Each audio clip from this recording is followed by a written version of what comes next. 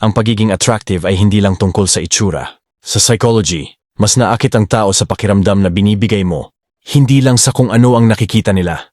May mga taong hindi perfect ang itsura pero magnetic ang dating dahil marunong silang gumamit ng psychological quiz na natural na humihila ng atensyon. Sa content na ito, matututuhan mo ang psychological tricks para magmukhang mas attractive, hindi sa panlilin lang, kundi sa tamang body language, mindset, at emotional signals. Ito ay yung technique na gumagana sa unang tingin, sa usapan siya sa pangmatagalang connection. Sa video na ito malalaman natin kung paano ang attractive sign. Kung handa ka, simulan natin.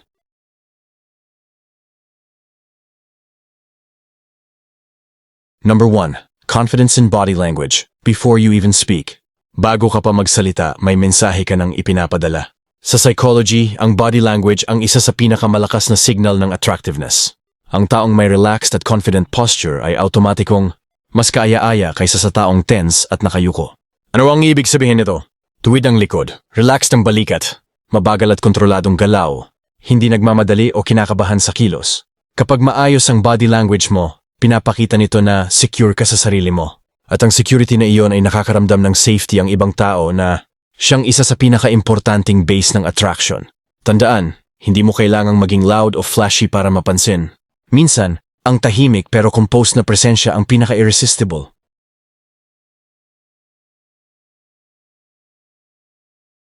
Number 2. Eye contact that feels warm, not aggressive. Sa psychology, ang eye contact ay direktang konektado sa trust at attraction. Kapag tama ang paggamit nito, nagiging mas present, confident at attractive ka agad. Pero kapag sobra o mali, pwede itong magmukhang intimidating o awkward. Ang sikreto ay balance. Hawakan ng eye contact ng 3-5 seconds. Sabayan ng soft smile o relax na mukha. Paminsan-minsang umiwas para hindi maging intense. Kapag ganito ang eye contact mo, pinaparamdam nito na interesado ka pero hindi needy.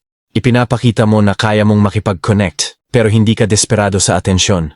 Sa utak ng kausap mo, ang ganitong eye contact ay nagtitrigger ng pakiramdam na safe ako sa taong ito. At sa psychology ng attraction, safety ang unang hakbang bago desire.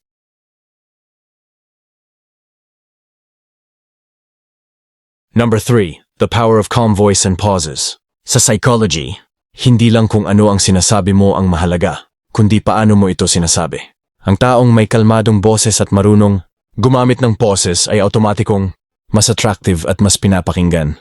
Kapag mabagal at kontrolado ang pananalita mo, mas nagmumukha kang confident, mas nagiging meaningful ang bawat salita, mas pinaparamdam mong hindi ka naghahabol ng approval. Ang pauses ay hindi kahinaan, ito ay signal ng composure. Ipinapakita nito na hindi ka kinakabahan sa katahimikan. And sa psychology, ang taong komportable sa silence ay madalas tingnan bilang emotionally strong at grounded. Tandaan, hindi mo kailangang punuin ang bawat segundo ng salita. Minsan, ang kaunting katahimikan ang mas nagpapalakas ng dating mo.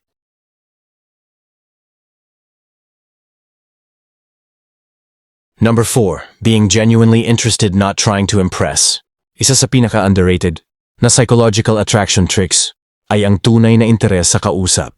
Karamihan sa tao ay abala sa pagpapa-impress, pero sa psychology, mas naakit tayo sa taong pinaparamdam na mahalaga tayo.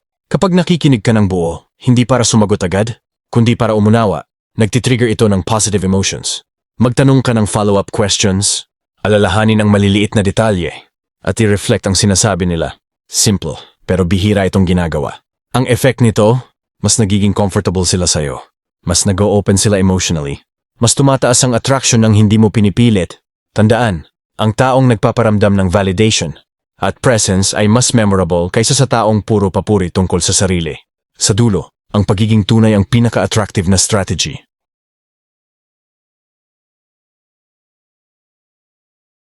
Number 5. Emotional stability. No overreaction. Sa psychology, ang emotional stability ay tahimik pero malakas na anyo ng attractiveness.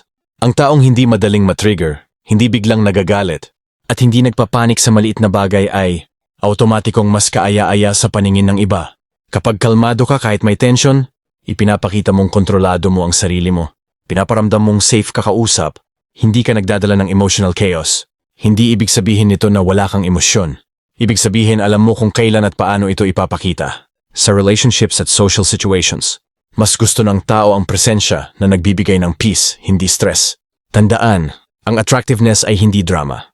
Minsan ito ay katahimikan, consistency at emotional control.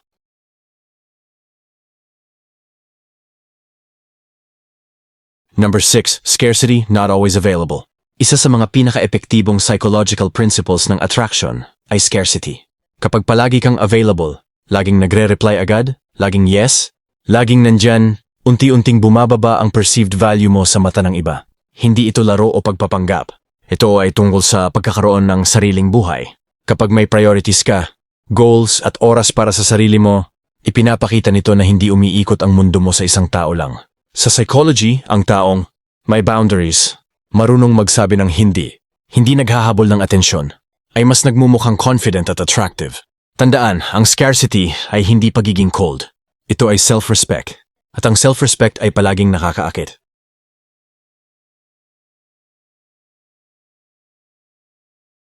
Number 7. Subtle humor and light playfulness. Sa psychology, ang humor ay direktang konektado sa intelligence, confidence, at social ease, tatlong bagay na natural na nakakaakit. Pero ang sikreto ay subtle at light humor, hindi pilit o papansin. Hindi mo kailangang maging comedian. Kahit simpleng playful comment, gentle teasing, o relaxed na tawa ay sapat na para magaan ang energy sa usapan. Pinapakita nito na komportable ka sa sarili mo at sa sitwasyon. Ang light playfulness ay nagbabawas ng tension, nagpapalapit ng loob, nag-iiwan ng positive emotional memory. Sa dulo, mas naaakit ang tao sa pakiramdam na iniwan mo, hindi sa dami ng sinabi mo. At ang taong marunong magdala ng saya ng hindi nag-o-overdo ay palaging hinahanap-hanap.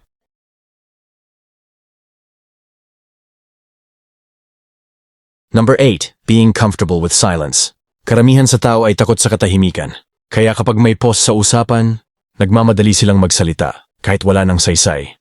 Sa psychology, kabaliktaran ng totoo. Ang taong komportable sa silence ay mas attractive. Kapag kaya mong manatiling relaxed kahit walang nagsasalita, ipinapakita mong hindi ka insecure. Hindi ka naghahabol ng validation.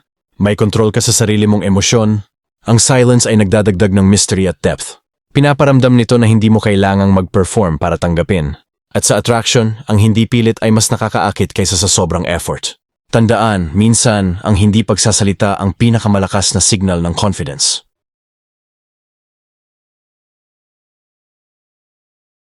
Number 9. Authenticity over perfection. Isa sa pinakamalakas na psychological attraction ay authenticity. Hindi perpektong tao ang pinakakaakit-akit, kundi ang taong totoo sa sarili. Kapag hindi mo tinatago o pinipilit baguhin ang pagkatao mo para lang magustuhan, mas nagiging natural at magnetic ang dating mo. Sa psychology, ramdam ng tao kapag may nagpapanggap. Pero ramdam din nila kapag honest ka sa opinions mo, komportable ka sa flaws mo, hindi ka takot maging totoo. Ang pagiging authentic ay nagpaparamdam ng emotional safety. And kung saan may safety, doon nabubuo ang attraction at trust. Tandaan, hindi mo kailangang maging perfect para maging attractive. Kailangan mo lang maging tunay.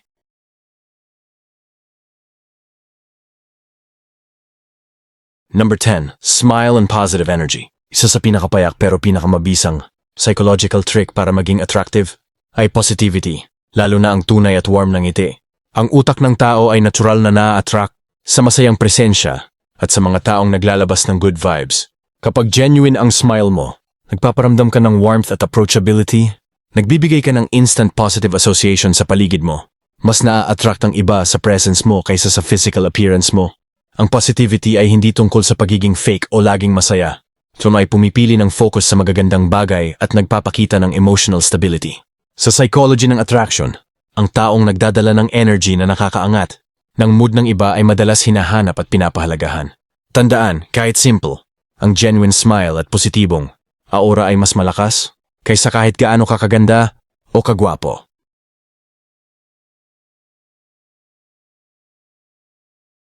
Sa pagtatapos ng video na ito, tandaan mo, ang pagiging attractive ay hindi lang sa hitsura. Ito ay sa kung paano ka nagpaparamdam at kumikilos.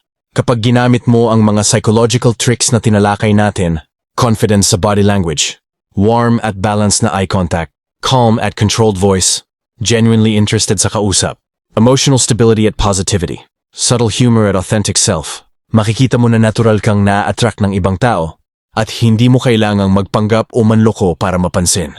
Ang pinakamahalaga, be yourself, be confident, and radiate positive energy. Kapag totoo ka sa sarili mo at secure sa sarili mo, ang attraction ay susunod na lang. For more video, please subscribe to my channel Psychology Trap Breaker. Marami pa tayong matutunan about sa mga video na aking ma-upload dito. Huwag kalimutan na mag-like and share. At maraming salamat sa masugid kong manunood at sa mga solid kong subscribers.